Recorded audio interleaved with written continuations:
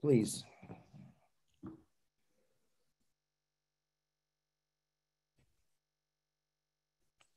Hey, welcome to Oh Bless.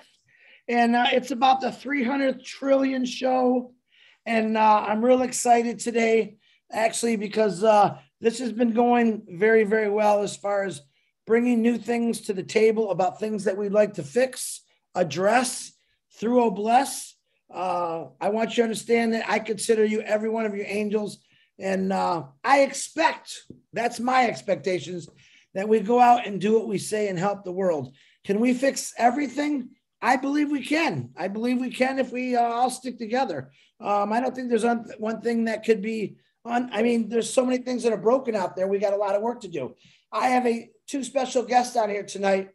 And like I was just telling you, this is about child trafficking and more. I want you to listen with an open mind. I'm not completely sure how he's going to say it or what he's gone through. I want the truth, like I always ask for. So there could be some things that might disturb you. If there are, just you don't have to listen to it. But I think it's very important that people hear this, because believe it or not, it's part of everyone in this world, because you never know where you live. No matter where you live, it's happening. In Michigan, it is happening. Out of Detroit, in every state, it's happening. We have some very big, rich, wealthy people that do a lot of bad things. It's happening. I want it to be heard, and I want it to be I want to be able to help this with Oh Bless. So on that note, I am going to introduce Corinne Gherkin. Are you there? Can you unmute yourself, Corinne? Yes, I can. Okay. Hi, Chris. Hi, everyone. I'm going to hand this over to you. You could start and hand it over. If he needs to be co-host or if he wants to share a screen, just let me know, and we can do that in 5 seconds. Okay, fine. Thank you. Thank you. The floor is yours. Thanks. First, I want to express that I'm so happy that Oh Bless is here, because I met Zazan, I think, 10 years ago, and I have always been looking for a way to help his cause. Numerous posts on Facebook, and he's tried to, but trying to get people to stand behind this. So many times people just say, I don't want to know this. I don't want to know what's going on. I don't want to hear the sad things about it. And they just shut down.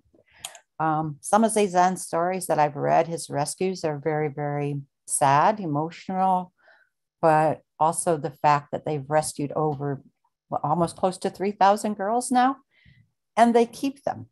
They don't give them back to the families, because a lot of times it's the families that put the children into these positions. They can't afford them. They're girls. They're not worth anything. And young girls, as young as 3 years old, get put into these brothels. It's terrible. And then, anyways, I'm going to introduce Zazan. He's a Shaolin monk. He's an abbot of the monasteries. He creates orphanages for these girls to have a forever home.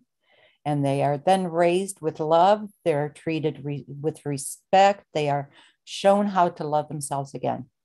They go on with medical care, education. The girls go to college. And as you can imagine, this gets pretty expensive. The rescues, I don't know how much goes into the rescues. They kind of get a few donations, as in their trucks, and they know how to get that. But it's the ongoing care, feeding, food, building schools, making sure the girls have everything they need for the rest of their lives. And this is what Zazan does through his, would you call it a company? The Quest. And he has other teammates that help him out with this. So I'm going to let Zazan tell his story. Here's Zazan. Thanks, Zazan, for being here. Hi, how you doing? Good. Well, we're the Quest ECSS, and we're also, that's our charity. And then we also go by endingchildsexslavery.org. What we do is, when it's a long story, but one time I was working as a military contractor, and when I get my breaks, I would always go to a remote place where I could relax and everything, and not have any mind, right? And Cambodia was my choice. And so I was in Cambodia this one time and at my favorite place. I'd sit there for 8 hours at a cafe, you know, just watching people go by and everything. And there was no paved roads or anything there. And I was noticing something that was kind of shocking to me. And it was like these little boys would come in and there would be foreigners there, and they would grab the foreigner and stuff and take them away. And it got my curiosity up. So one time I followed them, and I saw they took them to this little place. And it was like when you're in these foreign countries, I don't know how many of you are familiar with them, but they have like little walkways that go through shanty towns, and they're all curvy and twisted and everything. And, you know, it's hard to find your way out sometimes if you get lost in there. And anyways, they were taking these men to this little place. And one of the little boys came out and saw me, and he says, "You want girl? You want girl?" And what I did was I went in to see what it was about, and they just had like a lineup of kindergarten kids. And, you know, they were trying to talk me into having one of the kids. And I was really sick to my stomach at what I was discovering. I couldn't believe that something like this was actually going on. So I went back to my hotel and everything, and I really couldn't sleep all night. And in the morning, I went back out, you know, took my place by the road, and I was drinking my coffee. And I saw this priest across the street, and I was still kind of out of it. But him and two of his thugs looked like they were targeting me as one of the Johns. And so they made their way across the street, and sure enough, they came straight to me. And it was kind of a funny introduction because, you know, he sat down and he was all ready to go with his spiel and everything about, you know, the evils of this and all. And I explained to him who I was. And then later, as we got into the conversation, he started telling me how he's going to go do this rescue. And there was 14 little kids in there, and that he would, you know, they were going to do this and they were going to do that. And the things that he was telling me, I knew that they weren't going to get all the kids, and probably somebody's going to get hurt.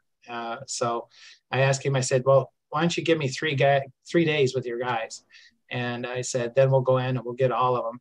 And so he agreed to that. And so we did. Long story short, when we were inside, one of the rules, we had to burrow a way out the back so it wasn't coming out the front. And I had vans lined up outside, the kind of typical vans that are there, not like we have here. And I was inside, and there was 2 girls left, and I couldn't find them. And the priest had come in, and I had told him not to, but he came in anyway.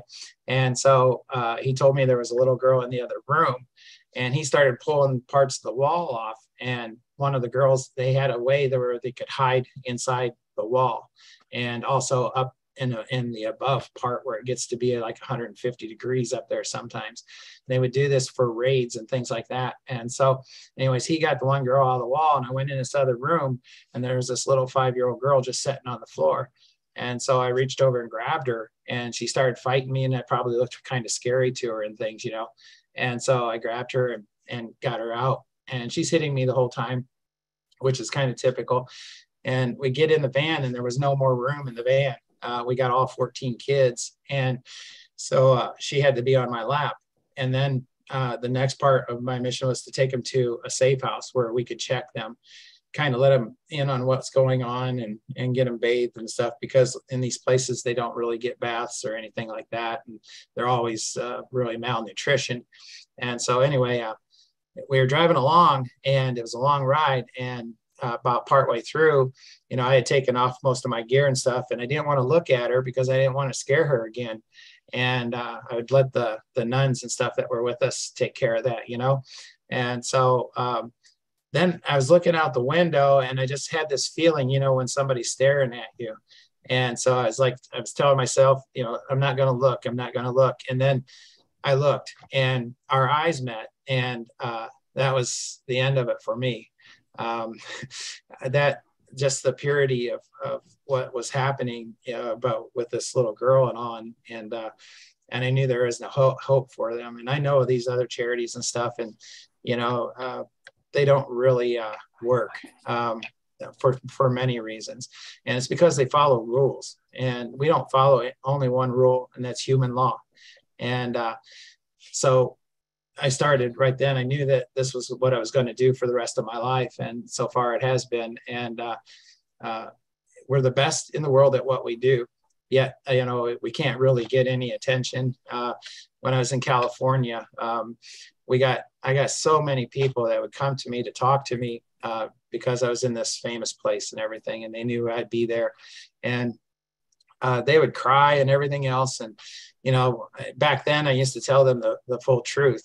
And I realized later, you don't want to tell people the full truth because unless they ask for it, because it's so horrific what we find, you know, kids stacked in cages and things like that, how they're hosed off and, you know, how they get sick. You know, they trade them to another brothel. If they can't trade them, they send them to this hospital where they have an organized thing where they, you know, sell their organs to the Chinese. And so we've interdicted on all these fronts. And majority of the places that we go, either the police are involved, government officials, or gangs.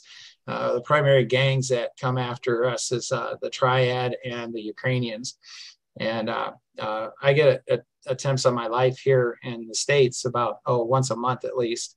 But I've got some protection, some friends in the area. So, but what's going on, you know, like a lot of people will ask me, they say, you know, if there was a God, then why would he allow this to happen? And my response is, why the hell do you think you're here? You know, but people aren't that awake. And when I tell people a lot of it, they shy away and they're concerned, but they don't want to hear it. You know, right? I mean, everywhere this is happening. And now the United States is the #1 in the world with sex trafficking. And it seems like they don't want to pay any attention to it and hope it doesn't come to their door. Yet if they got kids, sooner or later, it probably will. You know, down along the border right now, what we're having is they have multiple rape trees almost everywhere you go. We got actually called in. It's the first time in our history since 2015, we actually got called to do a rescue by locals and police and government officials and such. And because it was so horrific what was going on in Mexico. When we was crossing the border the last couple times, before we could get across the border, we found these little kids just wandering the desert completely alone. They had no, you know, they were left to die basically because they had served their purpose. And so we would grab them up. And this last time we grabbed, I think it was 4 or 5 of them. And we took them to the Border Patrol. And the Border Patrol looked at us while they had like 200 people lined up that they were processing at the border. And they looked at us and they said, what do you want us to do with them? And, you know, so like they took them and everything, but they said, don't do this again or we'll have you arrested. And I mean, that's what it's come to. But these rape trees is where they bring the kids across and they rape the kids and the women. I think the last average was around 66% of the women and children that come across are abused. And they'll take their clothes and they'll throw them up in the tree. And then you can find just bodies all over in that area, those areas. And there's nothing to stop it right now. So anyways, that's what we do. And we mainly work overseas in Asia because we can actually make a difference there and kind of make up our own rules. And we don't do what the 90% of charities do or 95% of charities do, where they do the rescue and then they leave them with somebody. And, you know, eventually they'll run out of funding or something and they go back and leave the kids to fend for themselves. So what we do is I have about 200 other people from the military, ex-military contractors and such that volunteer with us. There's nobody that's paid. And what they do is we provide 24-hour-a-day security at each of the locations that we've vented, which that's another impossible task almost to find legitimate charities. And when you read the things to find out about legitimate charities, it's kind of funny because they'll say things that make it a illegitimate charity or orphanage, and in reality, it's legit. It's just they don't understand the culture, and that's where we've become so successful.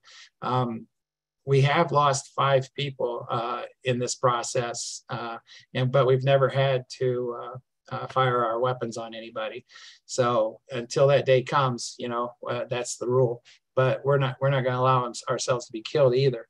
But since 2015, we haven't had to come to that. the worst thing that's happened is that we've had to bury ourselves because we were being surrounded. They were coming for us, and we buried ourselves and waited, and we could hear them walking really close to us, and we thought that would be the day, but they left us. They didn't see us, so we got away with that one.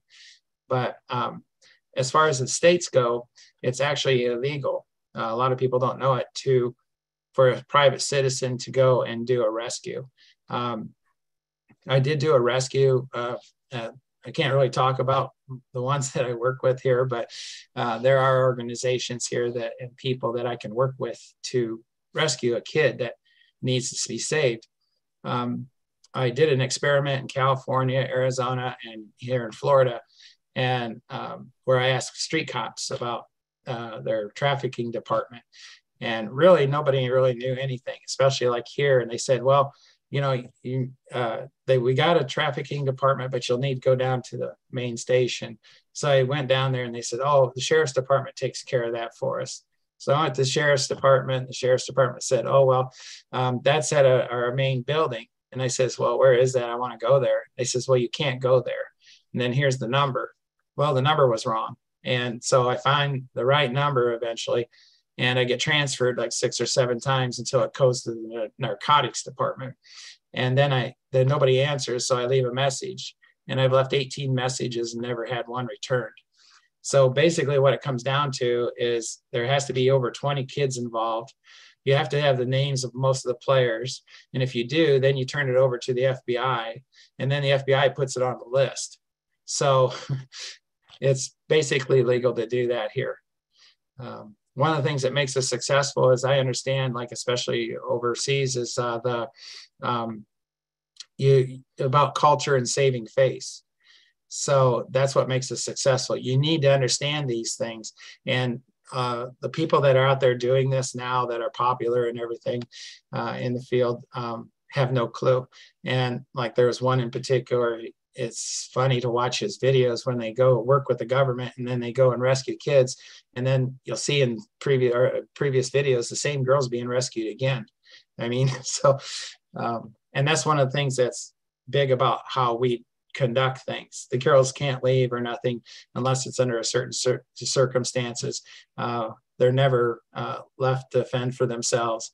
They never close, that sort of thing. We're always there, and I know where every one of our kids are. So, any questions? How many orphanages do you have now that you support? I know you've spread the girls out because not one person could take care of all or one orphanage. So, yeah, I have to be careful about either naming them or their locations, but we have approximately 33 locations that we have to use. And 2 of our team has gotten their own land, and they rented I think it's like 60 some acres over 25 years. So it's a 25-year lease, and they build it with security. The way we want to create charities in the future, if we ever get funded, where there's a 3-step security system. Also inside, they've created ponds for fish, and they have gardens and all these different things. So the kids all have jobs to do, and they're so proud to do them. Also, we require them to learn English, or learn all the major, like math and vocabulary and everything that they are needed for to have an education. And then we started to have some of them graduate, old enough to graduate, and we made sure that each of them had skill sets. And those skill sets, we helped fund their business adventure, basically. And each one of them has become extremely successful. The thing is what's known over there, if you have a girl that goes to an orphanage that was a sex slave, she's known as that for the rest of her life. And when she goes back out into the public, she's looked down on. In order to save face, so to speak, in order to correct that, they have to make 3 times the average wage, which is usually around $150 a month. And so we see to it that they make at least that or exceed that amount of money. So they're all going to be respected. So. What about the medical? How did you get medical care for them? That has to be expensive for an ongoing. Yeah, there's a lot of problems with medical supplies because most of the doctors don't want to have anything to do with us because they don't want to be associated because they know who owns these kids, right? That's the way it's called. And so it's rare that we can find a doctor. And if he is, if we can get the doctor, then they're usually a female and they're usually uh, uh, like on the down low, and they're very nervous about what they do. So we recruit a lot of nurses because nurses are plentiful there, and they work with us on a regular basis. So sometimes we get access to the hospitals, like when we do an interdiction there where we save some girls that are about to have their organs removed. And so what we'll do is we'll take all that we can find because nobody's going to say anything to us. I mean, it's kind of scary when the way we move in, but that's the whole point, to get these girls out. So we take some stuff with us. Also, you can buy it on the black market, which is usually like the United States government gives most of these countries medical supplies, and it's to be free, but it's never free. The government gets it and then they sell it. So the price is usually higher. So occasionally we try to find contact points that can get the medical supplies for us. And then we had a fundraiser years ago that enabled us to put up some places, you know, little sheds and stuff at people's places so that we could put supplies into and everything that would be in our areas of operation so that when we need it, we can go after it. You know, we have it. If you had plenty of money, I don't know what that actually means, but how many girls now do you know of? How many brothels do you know now that if you had the money tomorrow, you could go in and save how many girls? Every single day we could do a rescue. And the ages of the girls that you've saved? We focus on the younger kids, the child, because, you know, once they get close to adult, then, you know, it's a common practice and considered a job. And so we'd be interfering. So we target the kids that are basically between, you know, the youngest we've ever caught was a 3-year-old infant, which gets a lot of money for that. And then that's why they take them. And then 5 is kind of standard. The brothels get a lot of money for them. To sell them, yeah. Just to clear that up. The brothels get a lot of money for along a 3-year-old. And especially the really young girls are virgin. So they hold those for foreigners and that sort of thing. And then there's this, the Muslims have a tendency, the nasty ones, to buy these kids and then kill them, the younger ones. They'll do a ceremony with them and then kill them.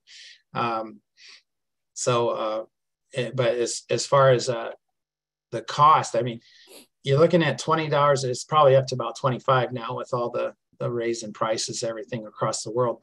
About $25 a month completely takes care of them in these places that we put them. And you look at 2,500 is what we're closing in on, 2,500 kids that we've rescued that we still have in our possession. That's astronomical to us because we've averaged since 2015 about $350 a month in donations.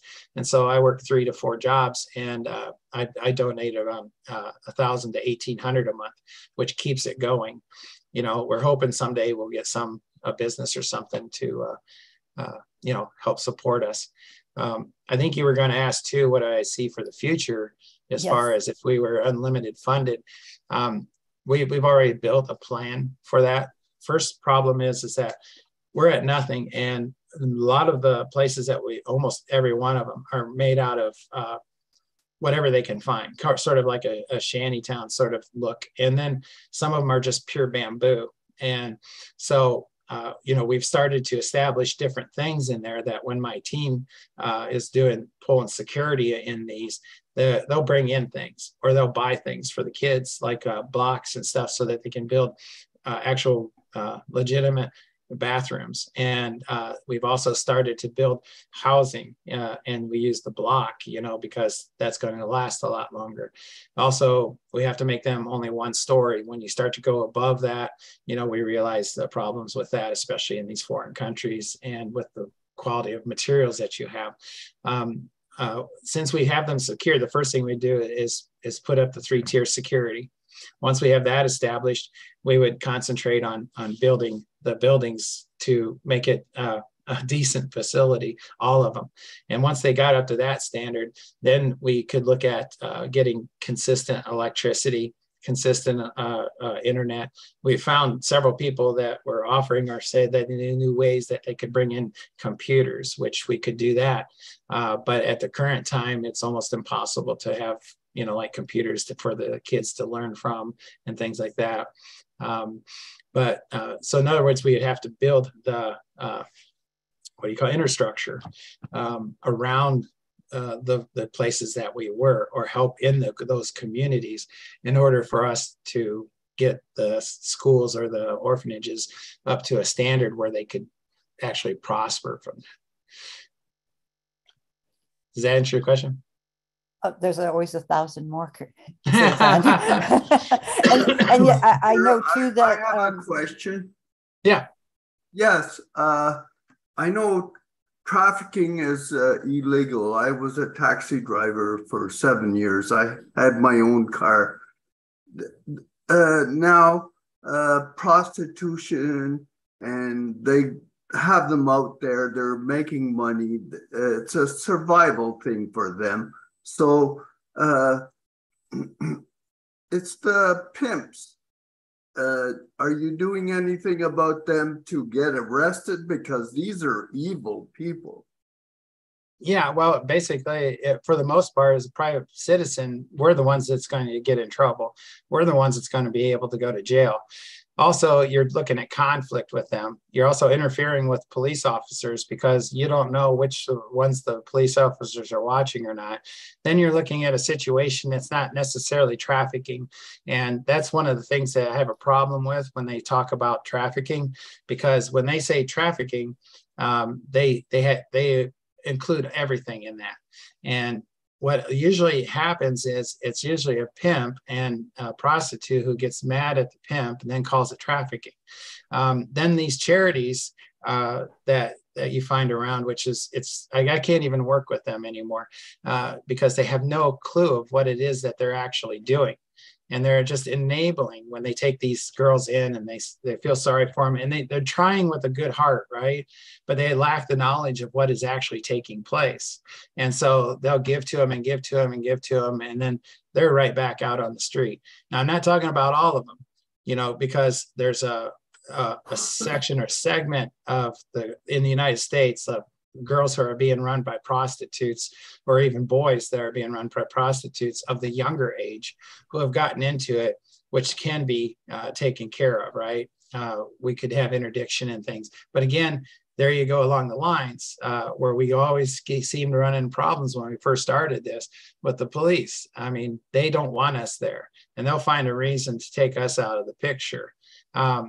And so you're limited when you don't have, and nobody has your back, and you become the enemy to them. So there's, it's so simple, and they haven't figured out how to do it yet, the authorities and these charities. But, if any of them were ever willing to listen, they could be educated on how it can work, because we do that. There are, they have, like, this one sheriff called me out on it one time when I told him that all these like 60 kids an hour are being pulled through LAX, right? And how they were doing it. I told him where they would be coming from, how they would get through customs, and then how they would get back out and what they would leave in. And then what would take place once they left, and how that worked. And he called me out on it. He says, prove it. I says, okay. So I took him down. It was like the next weekend, I took him down to LAX airport.